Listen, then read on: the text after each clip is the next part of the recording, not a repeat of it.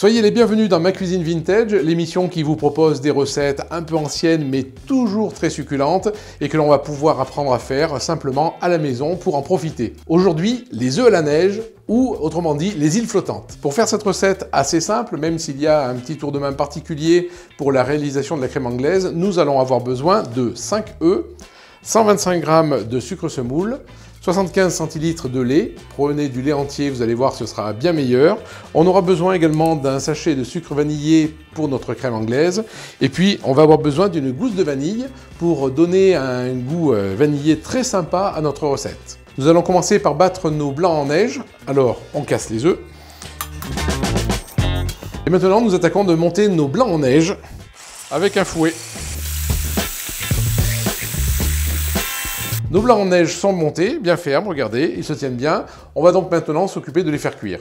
Pour ça, eh bien, nous allons mettre notre lait à réchauffer, presque jusqu'à ébullition. Et puis surtout, nous allons y mettre notre gousse de vanille à l'intérieur. Et alors là, la gousse de vanille, vous le savez, c'est tout simple, il faut l'ouvrir en deux. Voilà. Et ensuite, on va la mettre en infusion. Notre lait est frémissant avec sa gousse de vanille. On va donc y incorporer les blancs en neige. Donc vous allez découper vos petites îles. Voilà, que vous allez plonger dans le lait. Voilà, on les retourne avec l'écumoire, histoire qu'ils soient cuits des deux côtés. On les voit gonfler d'ailleurs, c'est assez joli. Et une fois que nos blancs sont cuits, eh bien on va les sortir et les poser sur un papier absorbant, histoire d'enlever le surplus de lait. Alors maintenant, on va passer à la préparation de notre crème anglaise. Donc nous avons le lait dans lequel nous avons fait cuire nos blancs d'œufs. Et bien cette fois-ci, on va y rajouter le petit sachet de sucre vanillé. Nous allons mélanger nos jaunes d'œufs avec le sucre. Et là, nous allons fouetter à la main le mélange jusqu'à ce que le mélange blanchisse de plus en plus, qu'il se transforme un petit peu en ruban, vous voyez. Et nous allons commencer à préparer notre crème anglaise en versant un petit peu du lait qui a servi à cuire nos blancs d'œufs. Alors, attention, prenez une passoire, un chinois, histoire de filtrer les résidus de blanc d'œuf qu'il peut y avoir dans la casserole. Et donc là, nous allons remettre tout ça en cuisson dans la casserole, quand on a nettoyé, bien sûr, au préalable. Voilà, donc cette fois-ci, nous allons nous occuper de faire cuire notre crème anglaise. C'est le moment un petit peu délicat de la recette.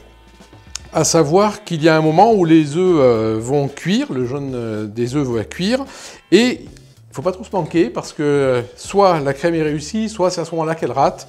On a un point de cuisson qui est particulier, et pour avoir l'indice de la cuisson, savoir à quel moment notre crème anglaise est prête, au moment où elle est parfaite, eh bien il faudra regarder sur la cuillère en bois. C'est pour ça que je vous conseille de le faire toujours avec une cuillère en bois.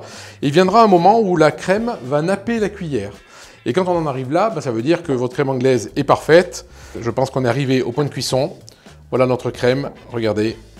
Elle lisse bien sur la cuillère. Elle est parfaite. Donc on arrête la cuisson.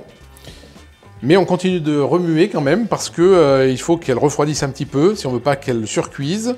Notre crème anglaise est cuite, ça y est, elle est prête. Donc nous allons la mettre dans le plat de présentation.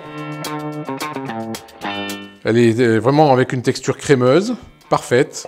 Et bien sûr dessus, nous allons poser nos blancs d'œufs que nous avions fait cuire tout à l'heure. On va faire un caramel que l'on va mettre en décoration sur nos œufs à la neige.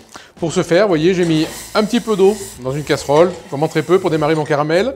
Du sucre, alors à volonté, vous en mettez autant que vous voulez si vous aimez le caramel. Alors plusieurs écoles pour le caramel. On peut le démarrer avec un petit peu d'eau comme ça, ou sans eau, ça marche aussi, il suffit de faire fondre le sucre, puis de toute façon il faudra que l'eau s'évapore. D'autres le démarrent avec un petit peu de vinaigre, pourquoi pas. Toutes les formules fonctionnent. Et ensuite la couleur de votre caramel va dépendre bien du temps de cuisson.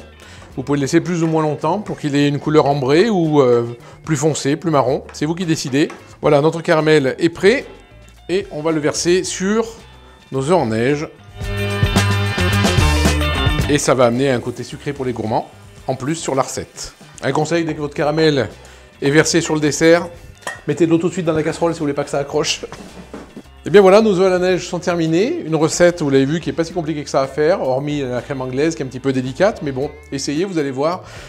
C'est assez facile à réaliser si vous faites bien attention à toutes les étapes que je vous ai montrées. Alors, bon appétit, bien sûr. On se retrouve dans quelques temps pour d'autres recettes sur Ma Cuisine Vintage. Et puis, n'oubliez pas, tous les ingrédients de la recette, vous les retrouvez sous cette vidéo, dans la description. Et puis, bien sûr, allez-y, hein, likez, abonnez-vous surtout à la chaîne, car il y a d'autres recettes à découvrir. Et puis, plein d'autres surprises que TLF Reportage filme pour vous en Livre de Forez, en Auvergne. Alors allez-y, abonnez-vous, suivez-nous, likez, commentez et puis partagez sur tous vos réseaux sociaux. On sera très heureux d'être ensemble en communauté. Merci, à bientôt pour une autre recette.